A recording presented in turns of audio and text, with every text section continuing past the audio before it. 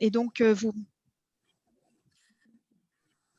pourrez donc accéder au replay par la suite. Donc, je passe la parole à David pour une rapide introduction de ce webinaire. Bonjour à tous, bienvenue pour ce webinaire qui s'inscrit dans le cycle de formation des cellules d'appui en ingénierie territoriale. Je ne vais pas être très long, juste pour vous dire qu'effectivement on a commencé le cycle de formation avec une thématique liée au dispositif d'accompagnement et de financement des projets de mobilité sur nos territoires. Nous avons déjà eu la présentation de la Startup d'État Aide Territoire et de la page qu'on a fait sur le guichet des dispositifs. Et maintenant, nous rentrons plus finement donc avec les certificats d'économie d'énergie dont on a eu le premier webinaire et les suivants vont arriver. Vous recevrez sauver les dates sur vos agendas très prochainement. Et au milieu, en intermède aussi, on s'est proposé, dans une logique assez constructive en termes de calendrier au regard de nos collectivités, de faire l'incise avec le registre de preuves de covoiturage. Tout simplement parce qu'il est encore temps pour les collectivités qui sont dans le débat avec les municipalités et puis la région pour se définir quant à la prise de compétences mobilité jusqu'au 31 mars 2021, bien évidemment. Et ce qui est assez intéressant, c'est qu'ils aient connaissance en amont des horizons du possible quant à l'exercice des compétences qui seront mises en œuvre, et notamment sur les mobilités partagées, à savoir donc avec un prisme sur preuve de covoiturage. Et aussi, c'est intéressant puisque les inscriptions budgétaires se font pour 2021 dès cette fin d'année. Donc, il est important aussi que vous puissiez avoir une connaissance du registre afin de pouvoir discuter, échanger avec vos collègues en collectivité dès lors qu'ils sollicitent les cellules d'appui en ingénierie territoriale. Voilà, je ne serai pas plus long pour l'introduction. Je remercie toute l'équipe pour l'organisation de ce webinaire. Merci à Margot pour la présentation qu'elle va nous proposer avec des retours d'expérience du terrain. La parole est à toi, Margot. Super, merci beaucoup David. Alors, je tente de partager mon écran. Normalement, ça devrait être bon. Alors, je vais commencer rapidement à parler, puis je passerai la main à Charles Simon de la DGITM pour présenter le contexte réglementaire. Donc, je suis ce qu'on appelle... Oui. Je me permets juste de t'interrompre avant que tu commences.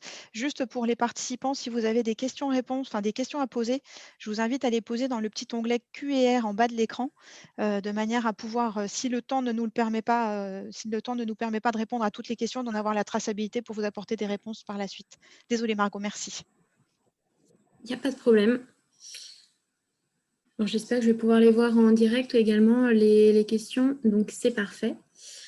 Alors, je suis ce qu'on appelle l'intrapreneur sur le registre de preuves de covoiturage, qui est une start-up d'État. Notre motivation, notre ambition, c'est de proposer une boîte à outils pour accompagner les collectivités territoriales et les employeurs pour inciter la pratique du covoiturage. Et au départ, on était financé par l'ADEME, mais désormais, on est financé par le ministère de la Transition écologique et plus particulièrement la DGITM. Voilà. Aujourd'hui, on va vous présenter, donc ça sera Charles qui va s'en occuper, le contexte réglementaire lié à la pratique du covoiturage, la nouvelle, la LOM, je pense que vous connaissez tous déjà très bien, les différents décrets qui sont associés aux articles en faveur du covoiturage. On va vous présenter le registre de preuves de covoiturage et également vous faire une démonstration pour que vous-même, ensuite, vous sachiez en quoi ça consiste et potentiellement, je vais vous donner également des identifiants pour que vous puissiez, à votre tour, si vous le souhaitez, faire des démonstrations, si vous en avez besoin, dans vos contacts que vous pouvez avoir avec des territoires ou avec même des employeurs, même si vous le verrez, les employeurs ne sont pas réellement notre cœur de métier, cœur de mission. vous le comprendrez par la suite. On aura également 2 retours d'expérience de 2 collectivités, donc le pôle métropolitain genevois français et la métropole de Rouen. Et enfin, une présentation de la charte covoiturage et pour finir, des échanges et questions, bien entendu. Donc, n'hésitez pas à poser vos questions dans le chat sur le côté. Si c'est pertinent, j'y reviens directement durant la présentation. Sinon, on le fera à la fin, comme annoncé par Séverine. Je te laisse la main, Charles, pour le contexte réglementaire. Oui, super, merci Margot. Bonjour à tous, j'ai des petits soucis de connexion. Du coup, pour le contexte réglementaire, donc en quelques mots, donc pour rappel, le covoiturage est cadré donc, par la LOM par les articles 35 et 82, par article 48. Donc l'article 35 qui permet aux AOM de verser une incitation financière aux passagers et ou aux conducteurs dans le cadre d'un covoiturage. L'article 40, lui, définit la nature des frais. Et l'article 82, donc, qui concerne le volet employeur, donc, qui cette fois crée le forfait mobilité durable, donc, qui permet une prise en charge des employeurs, de leurs salariés qui se déplacent à vélo, en covoiturage ou autre mobilité partagée, autre service de mobilité partagée pour leur déplacement domicile-travail. Donc ce forfait est limité à 400 € par an. Donc maintenant, vous avez dû le voir dans les derniers échanges dans le cadre du projet de loi de finances, donc ce plafond d'exonération qui est passé à 500 €. Et donc, du coup, tout l'intérêt du registre de preuves étant de pouvoir certifier les trajets réalisés en covoiturage pour permettre de verser ces incitations financières. Ok. Alors, si après vous avez des questions spécifiques sur les différents décrets, on les a en annexe. N'hésitez pas à le faire savoir dans l'échange. Je passe, je ne les présente pas maintenant.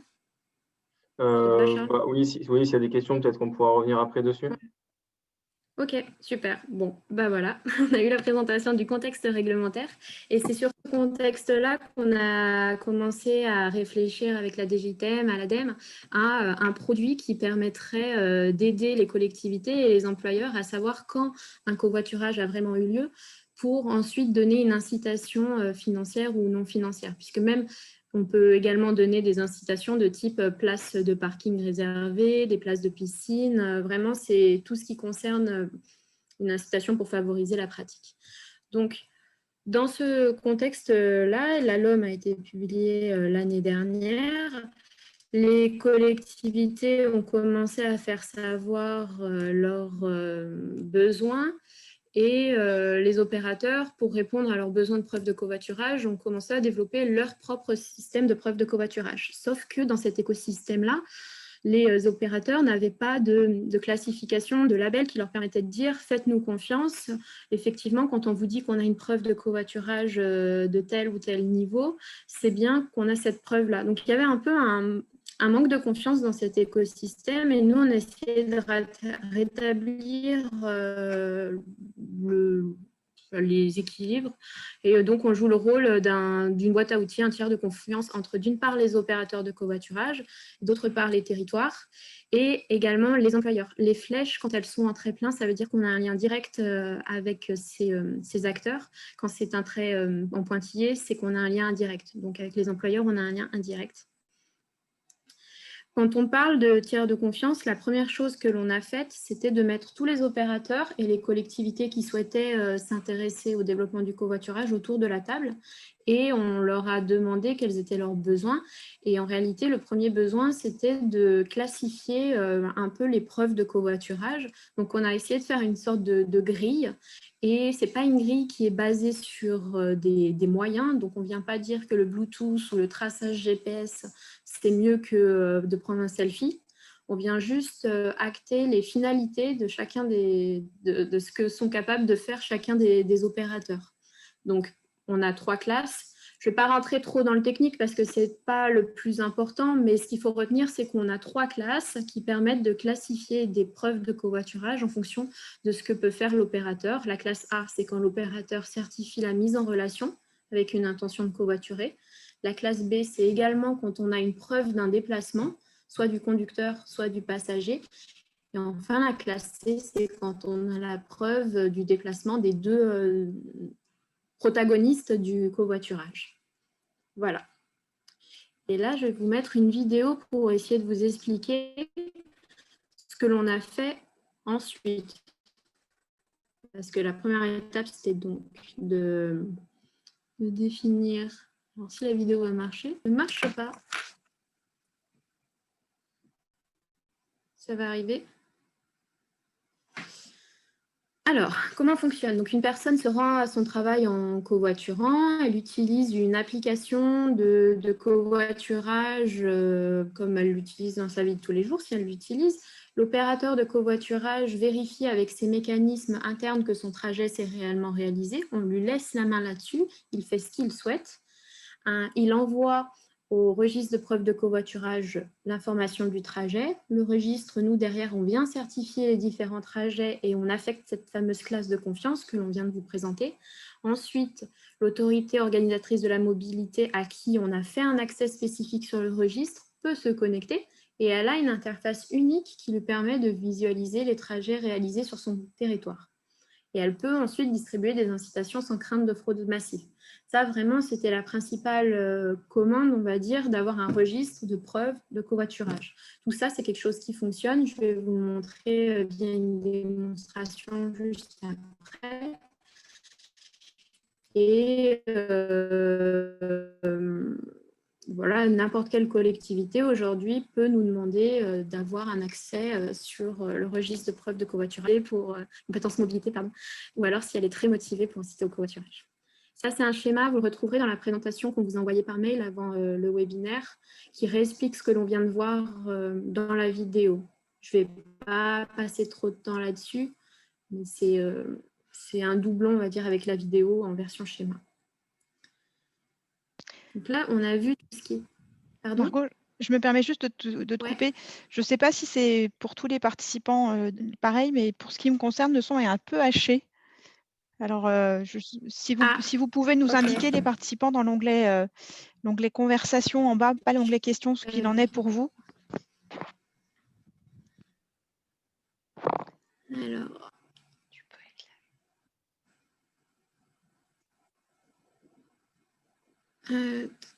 je vais couper ma caméra. Si on me laisse... Pourquoi je n'ai pas la main pour couper ma caméra? Alors, Séverine, je pense que tu es animatrice. Je ne sais pas, ça me dit que je ne peux pas couper ma caméra. Bon, bah, j'arrête ta vidéo et puis on va voir si le son s'améliore, parce que ça a l'air d'être variable. Pour certains, le son est très bon, pour d'autres, ça reste... C'est bon, j'ai réussi. Très bien. Donc, j'espère que ça va mieux marcher. La suite de ce que l'on fait, ou qu'on souhaiterait plutôt faire, c'est le registre délivre par la suite une attestation de covoiturage. L'opérateur peut récupérer cette attestation-là et la remettre à tout à l'heure. Elle a au final une attestation de covoiturage dans sa main et elle peut aller la donner soit à son employeur pour l'échanger contre le forfait mobilité durable, soit à sa collectivité si jamais il y a eu une incitation non financière. Par exemple, on peut imaginer des collectivités qui souhaiteraient mettre des places de parking réservées au covoiturage à partir du moment où une personne a covoituré 5 fois dans le mois. Elle peut gagner des points, on peut imaginer un système de gamification. Et ensuite, cette attestation qu'elle a en main, elle peut l'amener à la mairie, à la collectivité pour l'échanger contre un macaron qui lui permet de stationner. Enfin voilà, ça c'est des idées. On a essayé de faire quelque chose qui soit le plus modifiable possible, enfin, pour que les collectivités puissent un peu se l'approprier et faire ce qu'elles souhaitent. Donc, là, je pense que ça fait beaucoup de vidéos. Vous ne devez peut-être pas tout comprendre ce que l'on fait. Mais le plus simple, c'est que je vais vous faire une démonstration dès maintenant et après, je passerai à la présentation des opérateurs qui sont liés au registre et des collectivités qui sont liées. Je change un petit peu en live l'ordre de présentation. Si jamais vous avez eu le PowerPoint à l'avance, vous avez un lien pour aller sur une version démonstration du registre et je vous ai mis des identifiants avec un mot de passe. Je me suis également connectée avec ce compte-là. Et c'est un compte d'un territoire un peu fictif. J'ai créé une communauté d'agglomération autour de Marly-Gaumont, de mémoire. Et donc, quand on se connecte à cette agglomération-là, on voit les trajets qui ont été réalisés sur mon territoire. On voit l'impact de la grève SNCF en janvier et on voit l'impact du confinement numéro 1 et numéro 2. La collectivité peut ensuite se dire je souhaite me lancer dans l'incitation au covoiturage et donc elle peut essayer de s'amuser. Alors, elle peut essayer de s'amuser à utiliser notre moteur de création de campagne pour inciter au covoiturage. Sur le même modèle que lorsque vous souhaitez, je ne sais pas si vous faites ça, mais faire de la promotion sur les réseaux sociaux, vous pouvez acheter des encarts publicitaires et dire à 18 h, je souhaite inciter, et donc je mets 2 € pour inciter ma publication. C'est un peu le même principe pour le covoiturage, où on s'est dit, on va créer un moteur de campagne pour aider la collectivité à inciter au covoiturage. Donc là, c'est une campagne d'incitation fictive hein, où on peut voir que la collectivité a décidé d'inciter du lundi au dimanche. Il vaut mieux être le plus large possible parce que sinon, après, vous n'arriverez pas à communiquer dessus. Toutes les classes de preuve de covoiturage, elle va inciter le conducteur, le passager, à partir de 2 km, car en dessous de 2 km, il n'y a pas forcément d'intérêt à inciter du covoiturage. Elle incite tous les trajets, sauf ceux qui sont entre le centre-ville d'Amiens et Amiens, parce qu'il y a déjà peut-être d'autres choses et il n'y a pas forcément besoin d'avoir une voiture en centre-ville. Elle met des restrictions, donc par exemple, le conducteur ne peut pas percevoir plus de 4 € par jour, ou alors 6 trajets maximum par jour incités. Et enfin, on a la partie calcul de la rétribution. De 2 à 50 km, 10 centimes par trajet. Enfin, c'est vraiment quelque chose qui est assez modifiable, mais je le répète, notre moteur est très permissif. Il faut quand même veiller à faire quelque chose sur lequel on puisse communiquer, donc ne pas mettre trop de restrictions. Et enfin, ça amène, vous pouvez le voir, hein, je vais vous faire un exemple, mais c'est vraiment tout à fait modifiable. Là, si jamais je souhaite enlever cette restriction du Amiens-Amiens, je l'enlève, tac. Voir le récapitulatif, j'enregistre. Bon, je court-circuite hein, pour vous éviter les temps de chargement. Je retourne là. Et je peux aller faire copier le texte. Et ce texte-là, je vais le mettre dans une délibération pour ensuite potentiellement la voter et aller plus loin. Je peux également me dire, je vais faire une autre campagne en brouillon, j'en teste plusieurs.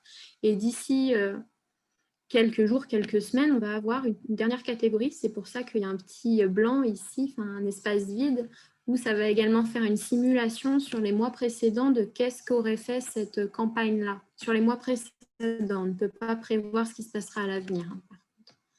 Et enfin, quand cette délibération est votée, la collectivité peut appuyer sur « Lancer la campagne » et en fait, ça va automatiquement sélectionner les trajets qui sont éligibles et les flaguer comme incités, et ce qui permettra ensuite à la collectivité de pouvoir aller suivre dans le trajet les chiffres clés sur son territoire, avoir une liste détaillée des trajets réalisés et voir si oui ou non il y a eu une campagne d'appliquer. Et le plus intéressant, c'est donc que l'outil vous permet de configurer une campagne, mais également de voir si oui ou non ça a un impact, puisque après, sur les graphiques, il fait augmenter le nombre de trajets total. Voilà, il est possible d'affiner. Enfin voilà, je vous laisserai découvrir, hein, puisque le mot de passe ne va pas être révoqué, celui que je vous ai mis dans la présentation. Donc, vous pourrez l'utiliser. Attention, comme c'est notre plateforme de démo et de test, il y a souvent des modifications et si elles tombent par terre, c'est normal, ça veut dire que les devs s'amusent dessus. Donc ça, c'était pour la partie démonstration pour les collectivités. Qu'est-ce qu'on reçoit comme preuve de covoiturage? Parce que le plus important, finalement, c'est ça, c'est qu'on est redevable envers les opérateurs de covoiturage qui, via un schéma de données qu'on a défini avec eux, nous envoient l'ensemble des trajets qui nos services à la date d'hier. De toute manière, on n'en a pas eu des nouveaux depuis ce matin. On estime que ça représente au moins 90% des trajets réalisés via un opérateur de covoiturage. N'oublions pas que les trajets sont majoritairement réalisés sans opérateur de covoiturage. Et ce qui est intéressant aussi, c'est qu'une majorité des opérateurs nous recommandent ou font même la publicité du registre de preuves auprès des collectivités en leur disant voilà, passez par le registre de preuves de covoiturage, lancez-vous dans une campagne d'incitation en covoiturage et surtout regardez les retours que vous pouvez avoir au bout de 1, 2, 3 mois. Est-ce que oui ou non l'incitation fait que ça fait augmenter le covoiturage? Sur les partenaires du registre, voici les territoires. Ce qui est intéressant, c'est qu'on a deux types d'accès. On a un accès que l'on appelle découverte, qui est assez simple à ouvrir. N'importe quelle collectivité qui est AOM peut nous le demander. Donc, on a même des régions qui nous demandent ces accès-là et ça vous permet d'avoir la partie campagne, trajet, etc. Par contre, vous ne pouvez pas exporter. L'accès que je vous ai montré juste avant, justement, c'était un accès découverte. Dans un accès complet, et c'est uniquement si vous avez appuyé sur « Lancer la campagne » et que vous vous lancez dans de l'incitation au covoiturage. La procédure est toute simple, vous la retrouverez dans la documentation. Il faudra juste cliquer sur le lien et ça vous envoie vers un formulaire pour nous envoyer des informations du type qui est le délégué à la protection des données, etc. Donc là, je vous ai présenté le moteur, l'accès pour les collectivités et je vous ai également parlé des attestations opérateurs tout à l'heure avec la fameuse personne qui peut aller les changer contre son forfait mobilité durable ou contre une attestation. Donc pour cela, il faut juste que je me déconnecte. Ça, je ne vous ai pas donné les accès parce que en fait, on a des vrais comptes opérateurs sur notre plateforme de test. Et donc, si je vous avais donné les accès pour vous connecter en tant qu'un opérateur, je pense que les opérateurs l'auraient vu. Et bien entendu, je ne me souviens pas de mon code. Ah, si. Donc, un opérateur peut demander à avoir accès à notre service de génération d'attestation. N'importe quel opérateur, c'est un service gratuit, ce n'est pas un service payant. Là, on vous a développé une petite partie qui se voit, mais en réalité, tout est caché. Normalement, c'est ce qu'on appelle en bac, un opérateur peut demander la génération d'attestation et vous allez comprendre quelle forme cela prend. Donc là, MaxiCoWatt, qui est un vrai faux opérateur, celui avec lequel je me suis connectée, a généré une attestation de covoiturage pour un utilisateur qui lui a demandé. C'est en train de se télécharger. Voilà. J'espère que vous voyez toujours mon écran. J'ai un doute. Si... Vous voyez l'attestation ou pas? Non, pour l'instant, Margot, on voit l'interface administration, mais on ne voit pas l'attestation. Alors peut-être qu'il ne faut pas faire partager un programme, peut-être. Ouais, voilà. Donc en fait, ça génère des attestations à la demande, où la partie qui est blanche en haut, c'est une partie dans laquelle sont envoyées des informations qui permettent à l'opérateur de générer de son côté le nom, prénom, etc. Ce qui est important de souligner, c'est que nous, on n'a pas les noms, prénoms des personnes qui covoiturent. Sinon, déjà, ça serait un peu trop intrusif. Et de deux, il n'y a pas forcément ce besoin-là pour la collectivité de savoir le nom, prénom, puisque l'incitation passe par l'opérateur et c'est bien mieux parce que sinon la collectivité devrait avoir les RIB de l'ensemble des citoyens, ce qui est quand même un sacré boudin. Donc là, cette partie blanche, elle peut être personnalisée par l'opérateur et le reste, c'est quelque chose qui est généré par nous-mêmes et ce qui apporte une lisibilité, peu importe que l'on passe par MegaCoWatt, MaxiCoWatt ou CoWatt, on aura toujours le même type d'attestation et donc une personne qui fait la comptabilité au sein d'une entreprise pourra toujours avoir le même réflexe de lecture. Les attestations, elles sont éditées à une certaine date pour un opérateur et elles prennent toute une période qui est potentiellement sélectionnable. C'est par mois pour laisser la possibilité à l'employeur, si jamais c'est pour le forfait mobilité durable, de le trimestrialiser, le mensualiser ou l'annualiser. Enfin, voilà. Il y a le nombre de trajets qui correspond à chaque mois. Là, c'est beaucoup parce que j'en avais généré une avec un numéro, le 0000, sur lequel on fait beaucoup de tests. Mais sinon, c'est totalement illusoire d'avoir 267 trajets par mois, on est bien d'accord. Il y a le nombre de kilomètres associés. Il y a les euros engagés associés. Et ensuite, il y a le reste à charge. Donc, par exemple, si c'est un conducteur, les euros engagés, ce sont les frais engagés. Quand c'est un passager, c'est le coût qu'il a payé, parce que les informations financières nous sont remontées. Et le reste à charge, c'est après passage des différentes incitations ou alors après passage du paiement des passagers, etc. Les attestations, elles sont non fraudables parce que si vous scannez ce QR code, là, même si vous le faites à mon écran, vous allez atterrir sur une page qui vous permet de vérifier que c'est bien les mêmes informations. Il y a une page qui est générée par attestation et vous retrouvez l'identification ici. Donc ça, c'est un service qu'on met à disposition des opérateurs. Aujourd'hui, il y en a 2 qui sont liés sur notre plateforme de test et on attend que d'autres se lient sur la plateforme de production, ce qui fait que c'est à moitié en fonctionnement. Mais en fait, ça fonctionne. On attend juste que les opérateurs, que ce soit, je ne vais pas tous les citer, mais voilà, BlaBlaLine, Scaros, Klaxit, Ecov, Mobicoop, etc., se lient, Réseau Pouce, se lient au système. Je parle beaucoup, je vais peut-être accélérer. On a également un service d'attestation sur l'honneur. C'est si jamais une personne n'utilise pas de plateforme de covoiturage, on n'a pas ces informations.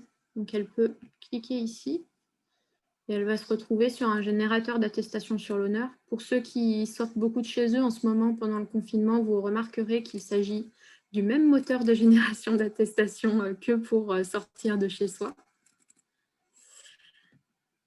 Vous pouvez en faire la communication de ce moteur-là et ça vous fait une attestation à donner auprès de votre employeur, du secteur privé, public, et même si vous êtes employeur, comment mettre en place le forfait mobilité durable. Et enfin, ce que je trouve le plus intéressant, c'est un espace de documentation dans lequel on a pas mal de réponses, par exemple dans la partie FAQ. Elle est où ma FAQ ? Dans la partie FAQ, on a vraiment beaucoup de réponses à des questions que nous posent régulièrement les collectivités et qui fait que beaucoup de collectivités de faire quelque chose qui serait préjudiciable ou illégal. Voilà. Donc, quel est le risque qu'une subvention soit requalifiée en marché public ou délégation de service public ? Comment mettre en œuvre une subvention, comment verser une subvention. Il y a vraiment pas mal de questions et je vois que vous posez des questions qui sont déjà là. Je vais y répondre tout à l'heure et sinon, si c'est des questions nouvelles, potentiellement, vous verrez que d'ici 1 ou 2 semaines, elles seront dans la documentation. Et j'ai beaucoup parlé, mais il est 14h30, donc c'est parfait, c'est l'heure que j'avais prévue pour laisser des collectivités faire leur retour d'expérience. Alors, attendez. Margot, il y a quelques questions dans l'onglet. Okay. Est-ce que tu souhaites y répondre maintenant ou tu préfères attendre la fin des présentations des collectivités ?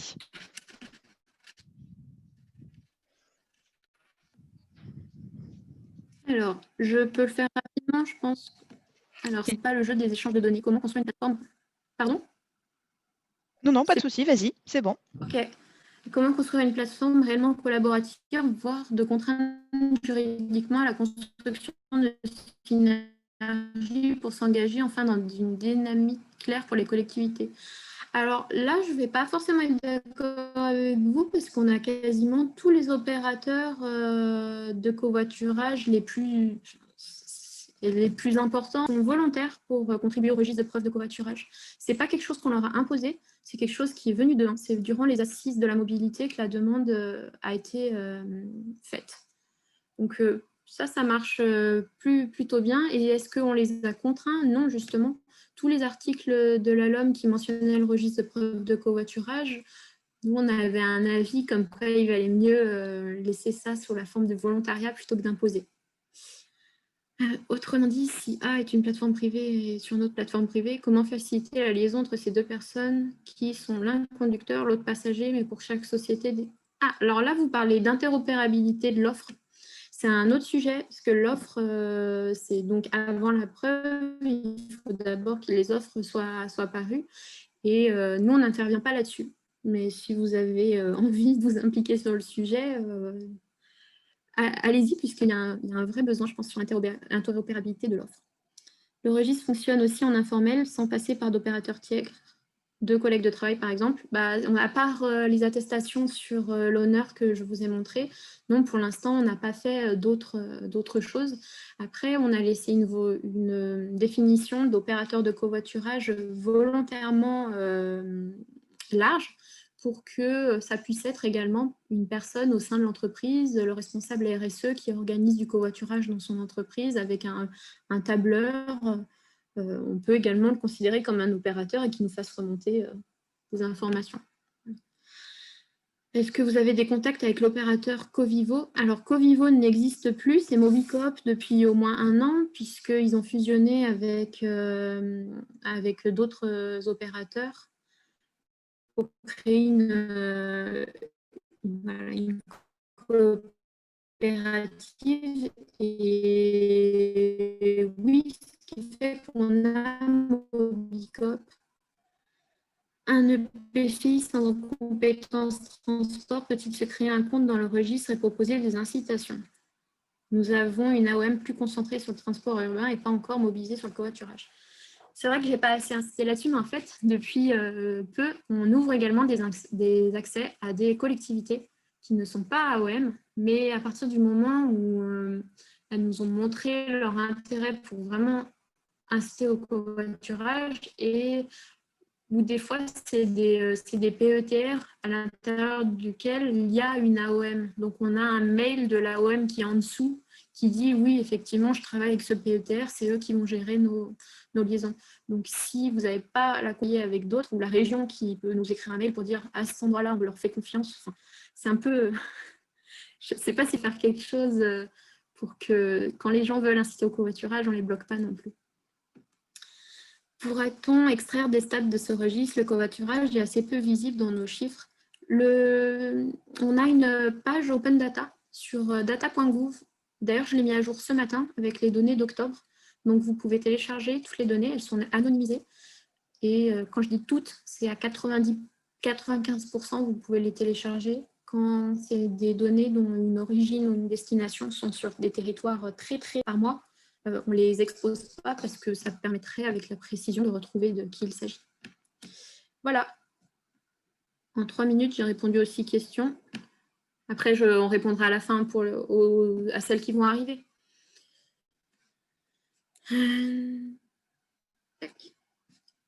On peut passer à la présentation. Alors, est-ce qu'on a les deux de connectés? On a Genevois français et Rouen en fonction. On peut peut-être commencer par l'un ou l'autre.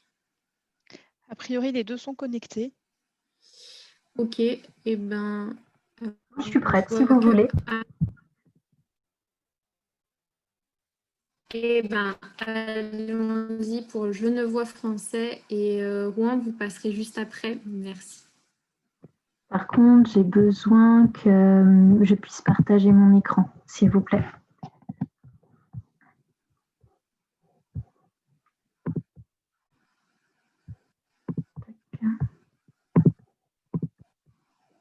A priori, ça devrait être bon.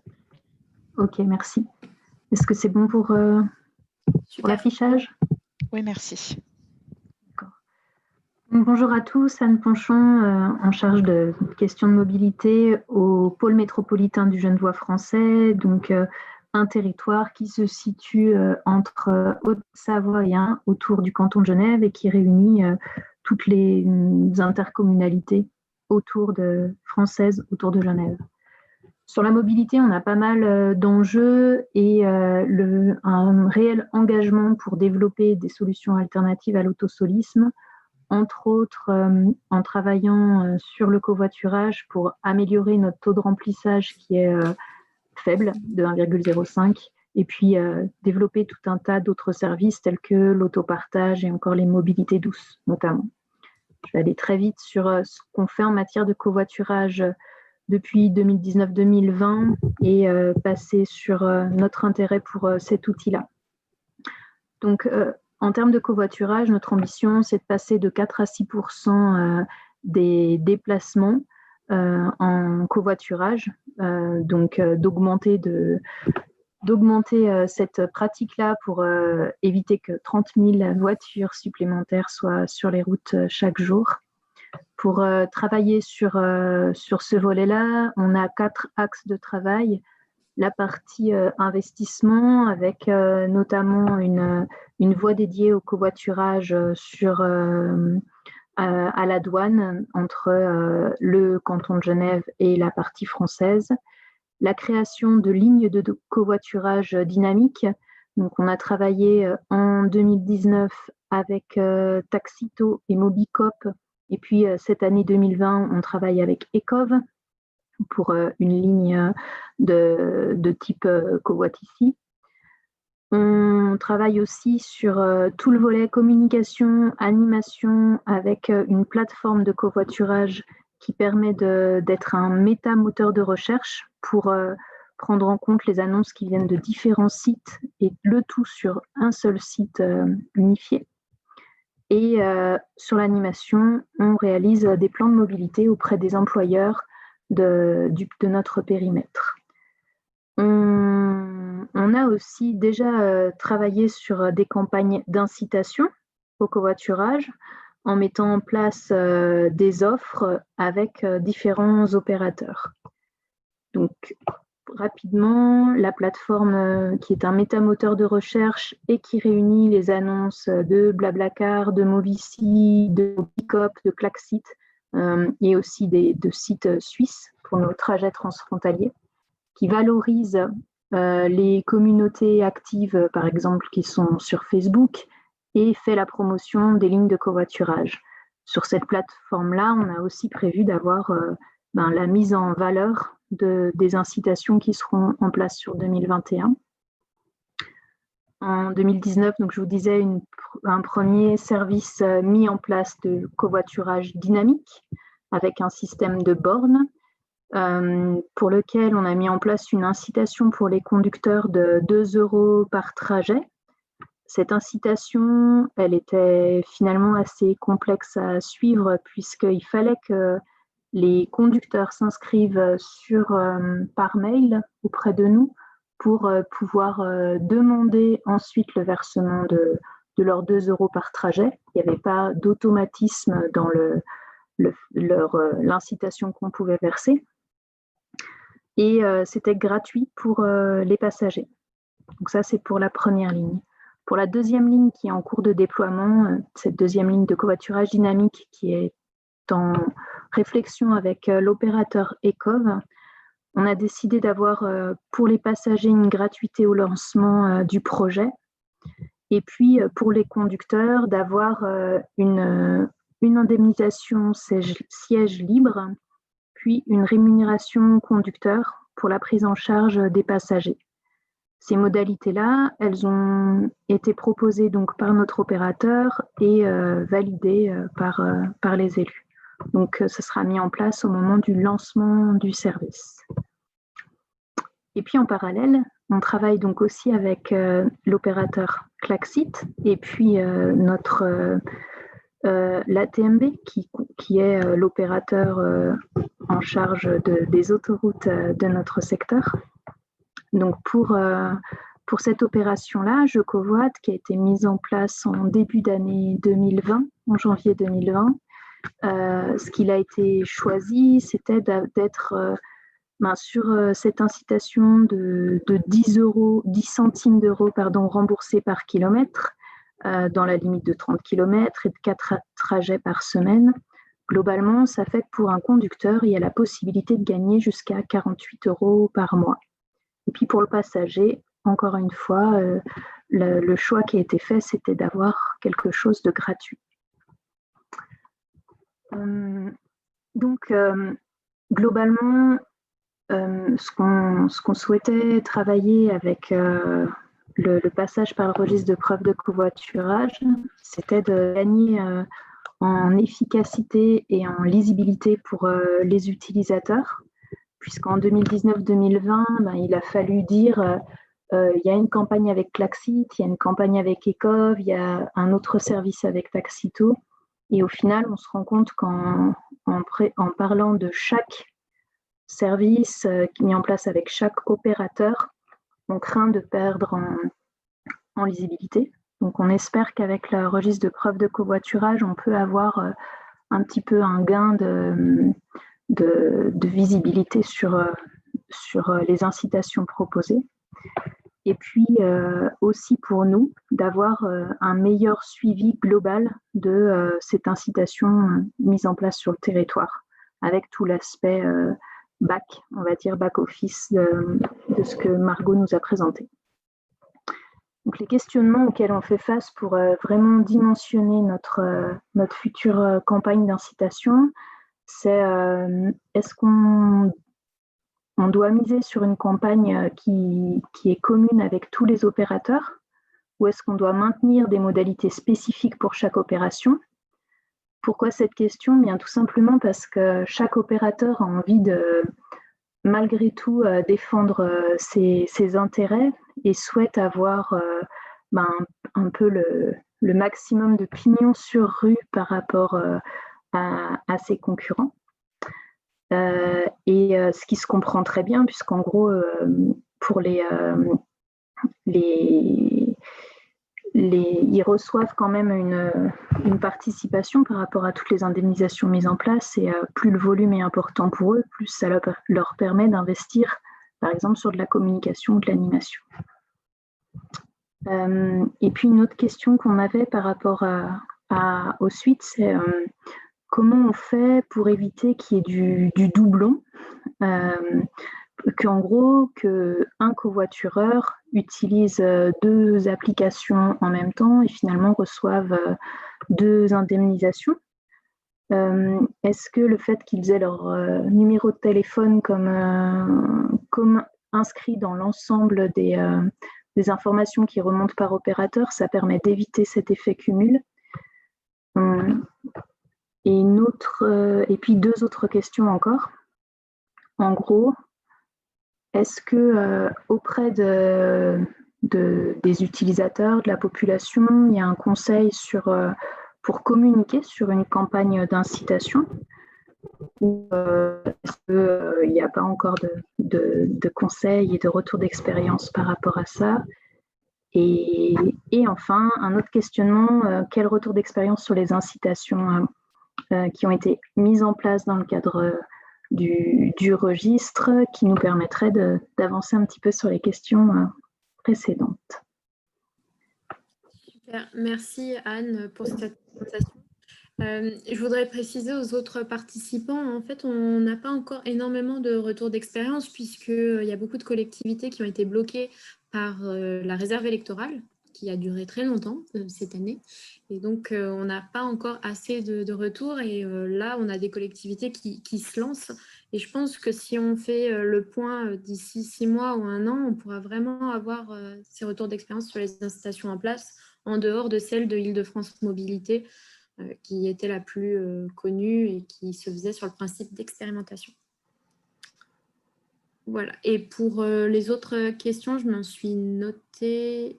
C'est des questions qui sont un peu ouvertes, et justement, c'est l'intérêt de faire ces cercles, et j'y reviendrai aussi tout à l'heure quand je parlerai de la charte en faveur du covoiturage, parce que on va pouvoir créer des groupes de travail pour réfléchir à ce type de questions. Et sur la question justement du fait, c'est un peu la même question que tout à l'heure sur l'interopérabilité. En gros, est-ce que sur un territoire où, comme chez nous, il y a plusieurs campagnes d'incitation en même temps, est-ce que pour une course, par exemple, de Bonneville à La Roche-sur-Foron, une personne qui met en route son appli Klaxit et son appli Ecov peut avoir le versement de 2 indemnisations, ou est-ce qu'il y a la possibilité, le contrôle? Alors, nous, on fait le contrôle. Donc, on a les numéros de téléphone minimum, au moins les 8 premiers chiffres qui nous sont remontés. Donc, on n'a pas le nom, prénom, mais on a au moins cet identifiant. Et après, on revérifie quand on a 2 identifiants, donc les 8 premiers chiffres du numéro qui ont covoituré à la même heure ou à plus ou moins 10 minutes de mémoire sur certains axes. On sait forcément que c'est une personne qui a utilisé plusieurs fois une application. Et c'est un vrai cas, puisque en Île-de-France, on a eu une personne le soir du réveillon de l'année dernière qui faisait 20 trajets, quelque chose comme ça. On a réussi à détecter des patterns de ce type-là. Après, ce n'est pas garanti à 100%, mais c'est quand même, avec les 8 premiers chiffres du numéro de téléphone, plus un point de départ, plus un point d'arrivée, on arrive, je sais pas, 90% à détecter les doublons. Ok, merci. Puis ça, je pense que ça fait partie des choses importantes pour rassurer sur la fiabilité du registre. Très bien. Merci. Anne, on va passer à Rouen Métropole, qui est dans un cas un peu différent d'utilisation du registre. Encore que si, c'est une réflexion, mais Elsa, je vous laisse la parole.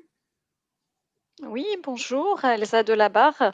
Donc, moi, je suis responsable du service développement des mobilités à la métropole de Rouen-Normandie et j'ai particulièrement en charge le déploiement et la mise en œuvre de la politique de plan de mobilité. Et dans ce cadre-là, j'ai en charge effectivement le lancement d'un nouveau service de covoiturage qui a démarré en septembre. Donc, je vais vous présenter tout ça. Donc, si on peut partager mon écran, s'il vous plaît. Alors, Séverine, c'est de ton côté. Alors, normalement, c'est bon. Tout est activé bon pour ce qui me concerne. Donc, donc je peux y aller alors, normalement, si ça vous voyez devrait bien fonctionner. mon écran. Et pour l'instant, non. Oui. Ah, bon, j'attends. J'attends un peu. Mais normalement, tout est activé pour ce qui me concerne. Vous me dites dès que... Moi, j'ai rien à faire, du coup. Alors, normalement, si, je pense qu'en bas de votre écran, vous devez avoir quelque chose qui s'appelle partager l'écran. D'accord. Si vous avez d'accord. Oui. à l'avance, bon. je peux le partager. Non, ok. Du coup, est-ce que là, vous voyez? Pas encore, mais peut-être qu'il y a un délai de latence.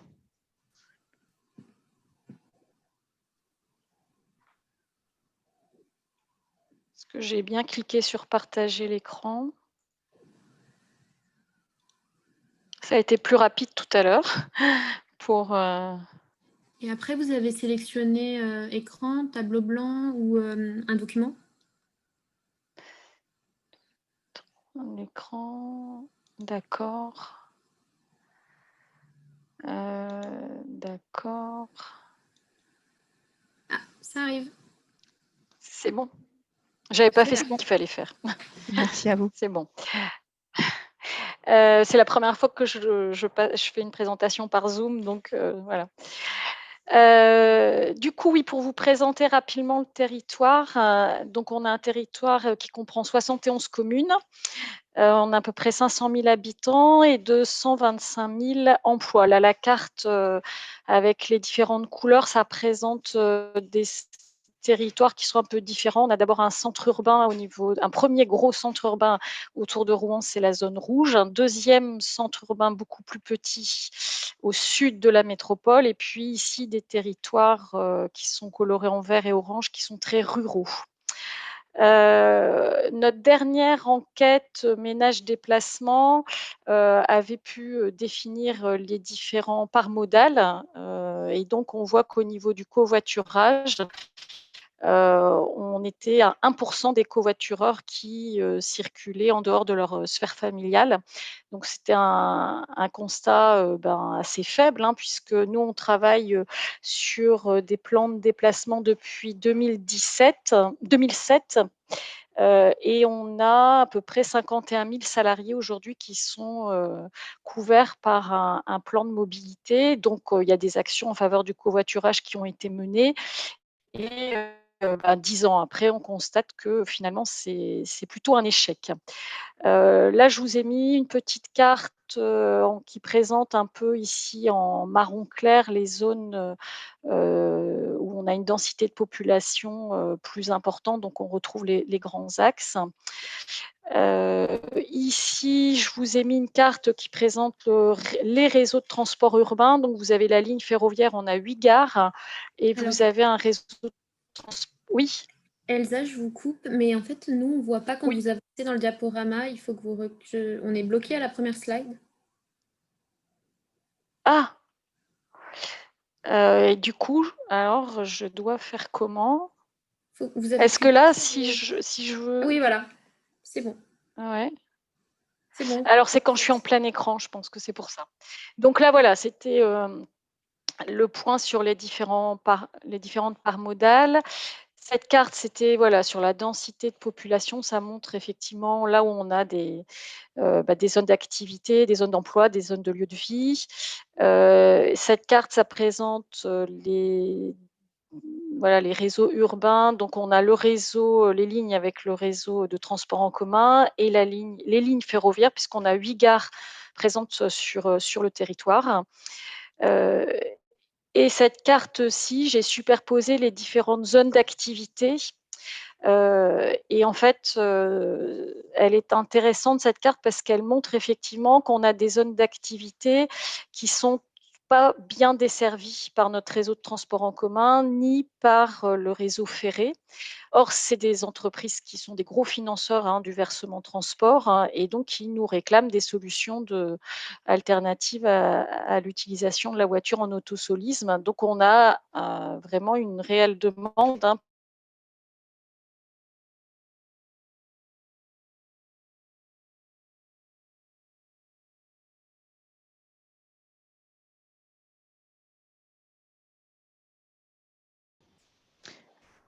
Madame Delabarre? Pour les accompagner. Et également ici, au niveau des 2 zones qui pourraient être proposées aux salariés. Donc, on avait déjà mené des actions, hein, mais je vous disais que on avait fait un constat d'échec.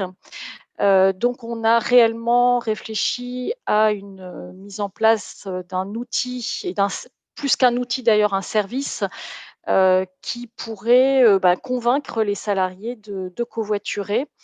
Donc, ce qui nous a semblé comme primordial, c'est d'avoir un outil qui permette une facilité d'utilisation et surtout une facilité d'organisation du covoiturage entre les conducteurs et les passagers. De pouvoir bien sûr atteindre une masse critique assez rapidement pour que pour que les covoitureurs puissent se trouver facilement en fait un trajet ou un passager ou un conducteur. Le cofinancement effectivement nous a paru comme un levier, hein, ce qui n'avait jamais été fait sur notre territoire, et bien sûr une garantie de retour à la maison qui est un vrai service pour assurer les salariés. Donc on a, comme je vous le disais, lancé ce service assez récemment, puisqu'il a été lancé le 24 septembre exactement. On a recruté donc l'opérateur Klaxit, qui effectivement a géolocalisé sur notre territoire l'ensemble des micro-poches de stationnement pour faciliter effectivement la rencontre entre le conducteur et le passager. Donc ça nous a semblé vraiment un outil essentiel qui, puisqu'ils sont lauréats du C2E, hein, avec le programme Tous Covoitureurs, ils ce programme nous permet de financer pendant les 4 premiers mois de lancement à la fois des formations chez nos partenaires de plan de mobilité, formation donc des référents et le financement aussi d'ateliers sur site chez les gros employeurs. Donc là, pour l'instant, on a travaillé avec les gros employeurs sur les bassins qu'on avait identifiés pour effectivement atteindre le plus rapidement une masse critique. Et pour l'instant, ça n'a pas encore été lancé au niveau du grand public. Au niveau du cofinancement, c'est la même chose que sur le pays genevois, hein. On est à un forfait de 2 € pour les 20 premiers kilomètres et ensuite, c'est 10 centimes du kilomètre jusque 40 kilomètres et ensuite, c'est le passager qui paye 10 centimes du kilomètre au-delà des 40. Donc c'est gratuit pour le passager pendant 1 an jusque 40 kilomètres et par passager, le conducteur reçoit un forfait de 2 € et ça va jusque 4 €. Et il y a une garantie de retour qui est offerte. Et donc ça, c'est un partenariat avec la Maïf. Nous, au niveau de du registre de preuve de covoiturage, pourquoi ça nous a intéressés? Donc on n'a pas encore signé véritablement, mais on va le faire avec vous. C'est effectivement d'éviter la fraude, puisqu'on a une autre expérimentation qui devrait être lancée l'année prochaine, que je vais vous présenter avec Ecov.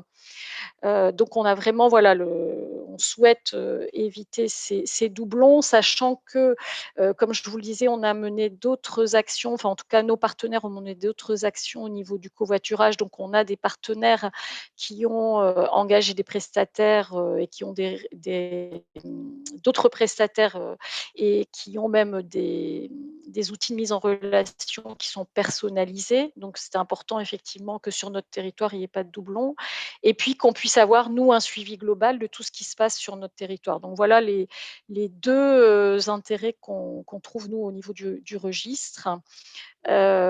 On a, malgré le contexte sanitaire, décidé de lancer ce nouveau service.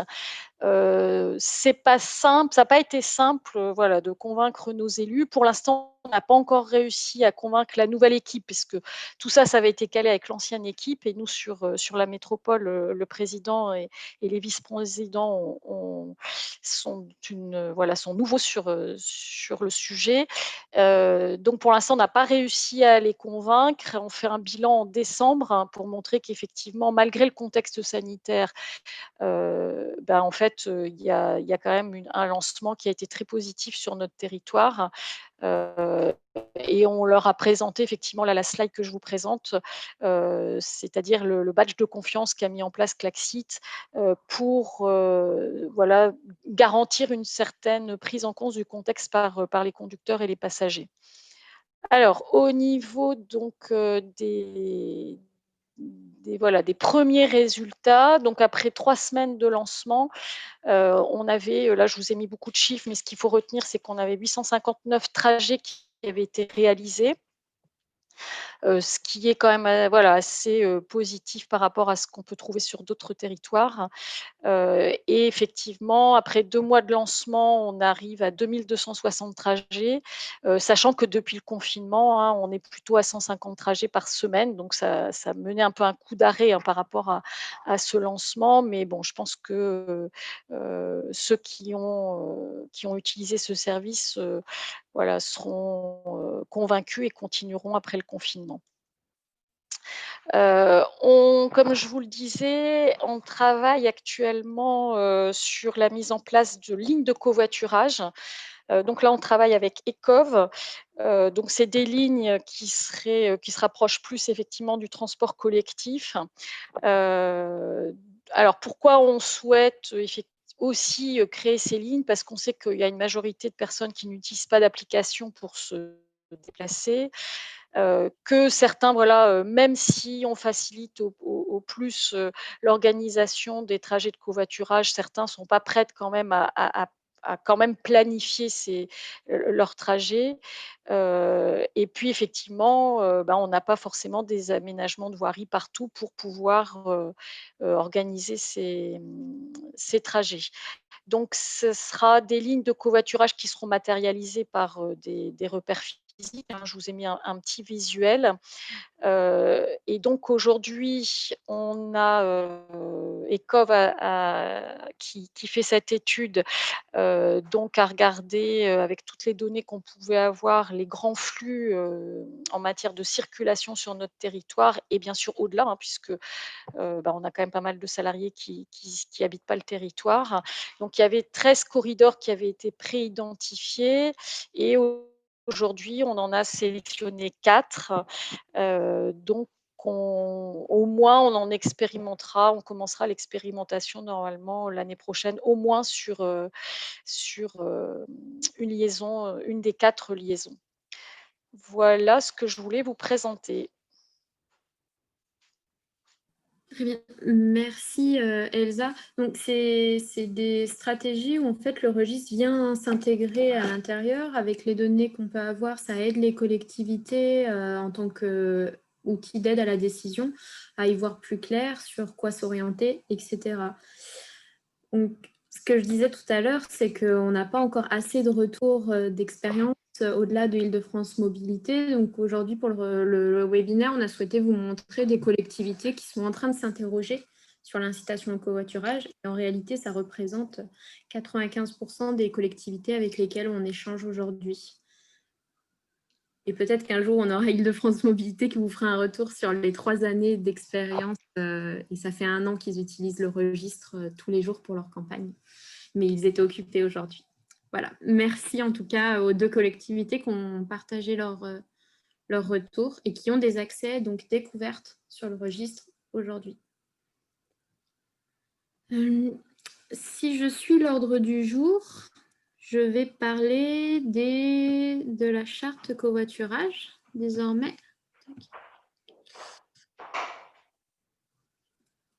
Est-ce que tu peux me redonner la main, Séverine ?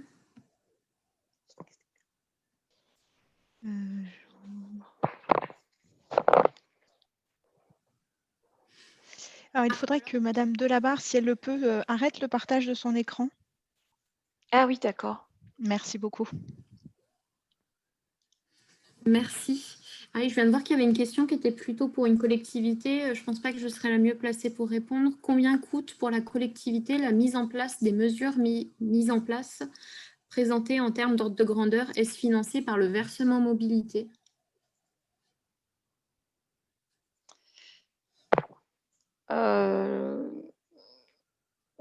Alors, en fait, la question, c'est de savoir combien ça nous coûte l'action covoiturage qu'on met en place, c'est ça?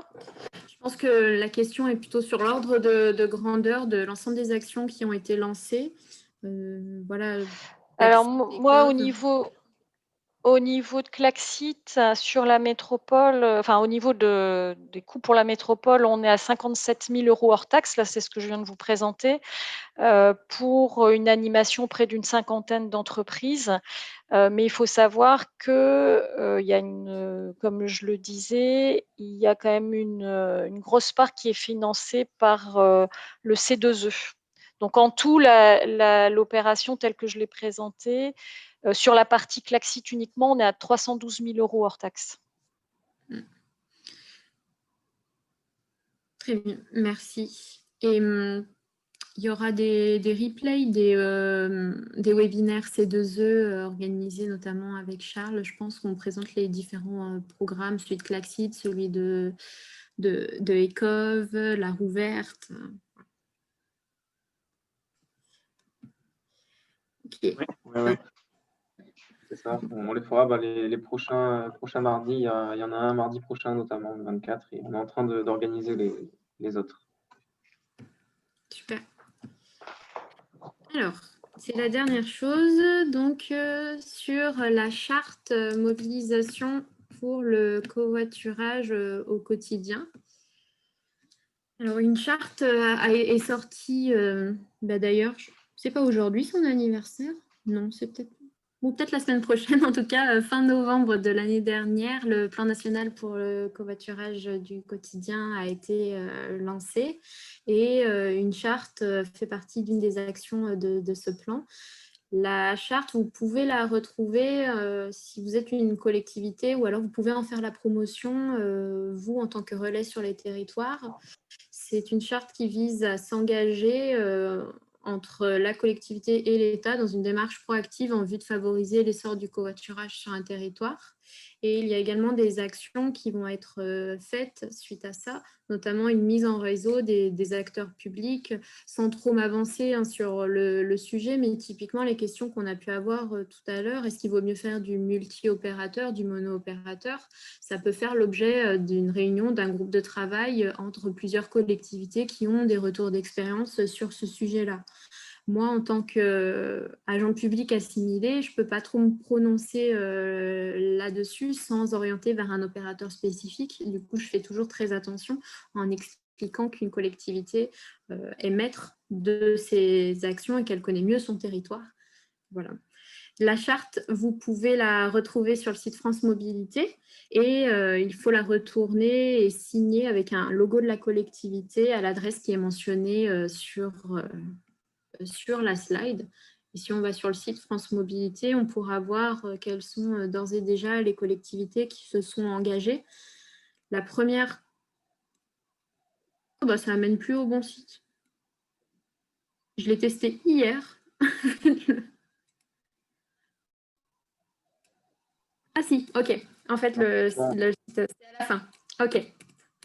Le site a un petit peu changé, donc c'est à la fin désormais, et vous pouvez retrouver les collectivités qui sont partenaires. La toute première était Priva Centre-Ardèche, qui était la première collectivité à avoir accepté de travailler avec le registre de preuves de covoiturage et qui nous a grandement aidé à définir les premières spécifications de à quoi pouvait ressembler notre interface, etc. Voilà, je n'ai pas d'autre chose à dire, à moins que Charles, tu veuilles rebondir. Non, rien de plus à part inciter vraiment les collectivités à signer cette charte. Voilà, c'est pas grand-chose de plus à dire. Voilà. On peut passer aux questions-réponses. Si vous avez des questions. Alors, est-ce qu'on en a eu des nouvelles? Tac. Non. Alors, la question de la définition du covoiturage a déjà été répondue. Bon.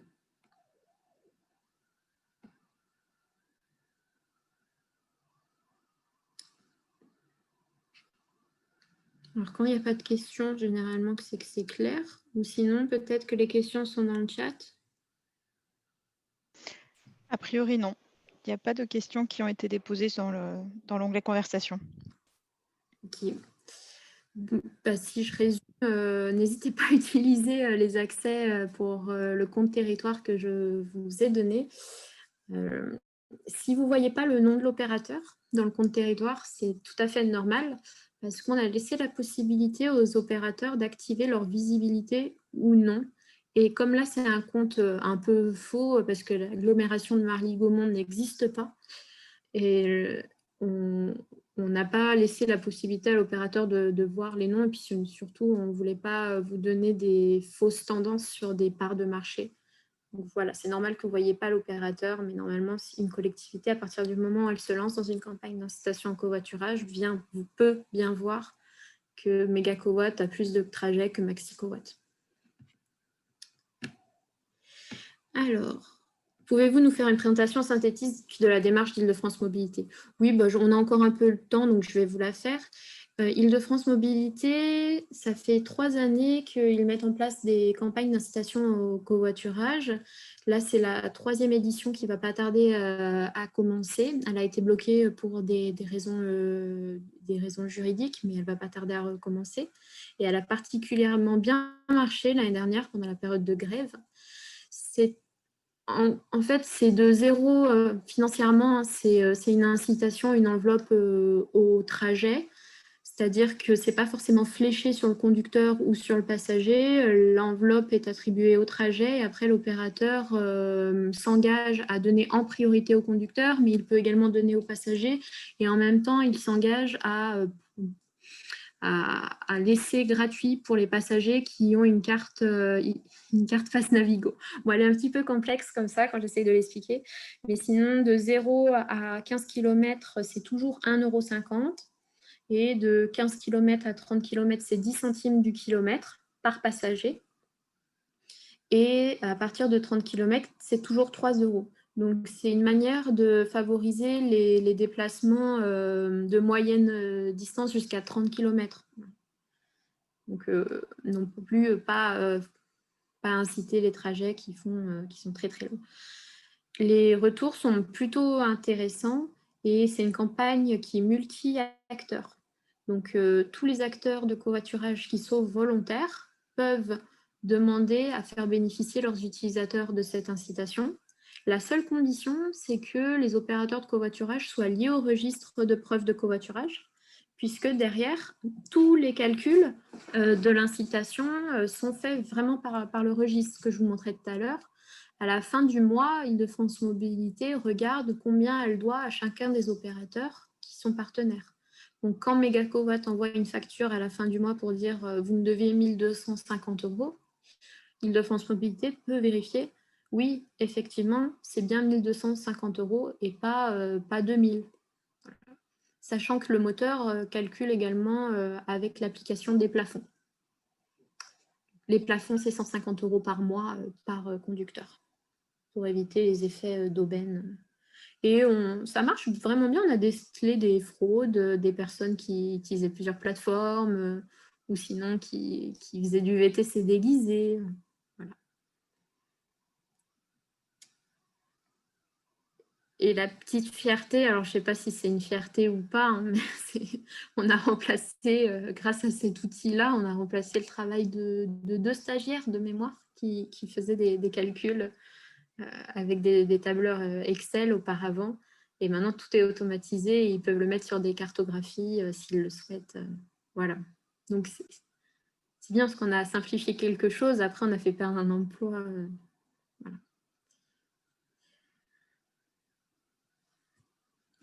Est-ce que d'autres questions? Ah, alors non, il n'y en a pas d'autres. Ah si. La charte téléchargeable est déjà signée par Elisabeth Borne et Louis Nègre. Elle n'est pas vierge. Oui, c'est le principe, justement, c'est une convention. À l'époque, c'était Elisabeth Borne. Elle est toujours valable avec cette signature, si je ne me trompe pas, puisque le plan national a été lancé par Elisabeth Borne. Oui, elle est toujours valable. On est en train de réfléchir à savoir si on en refait une, si on la refait signer par Jean-Baptiste Djebari ou pas, mais toujours valable en l'état.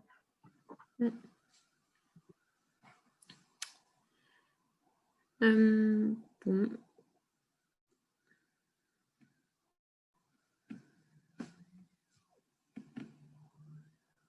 Eh bien, écoutez, si personne n'a des questions, c'est vraiment rare. D'habitude, j'ai plein de questions, mais on ne voit pas où le territoire doit signer.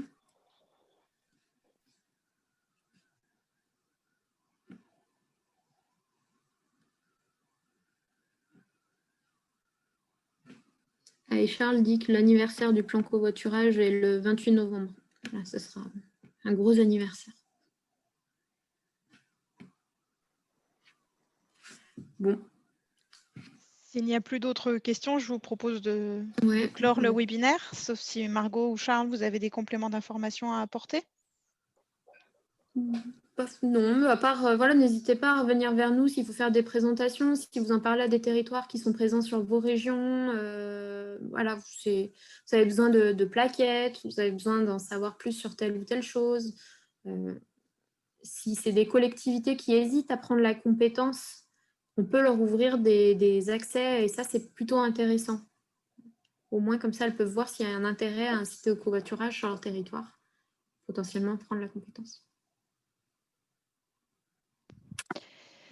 Et si le parti cadre réglementaire n'est pas clair, bon, je suis passé vite dessus parce que c'était pas forcément l'objet principal là, de la réunion, mais n'hésitez pas à revenir vers nous, hein, que ce soit sur les décrets allocation des AOM ou sur le forfait mobilité durable pour avoir les dernières infos. On reste à disposition pour ce sujet-là. Voilà. Eh bien, merci Charles, merci Margot, merci à tous les participants. Je vais donc clore le webinaire. Donc, je vous souhaite à tous une bonne fin de journée et au webinaire de la semaine prochaine. Merci. Au revoir. Bonne journée à tous. Bonne journée, au revoir.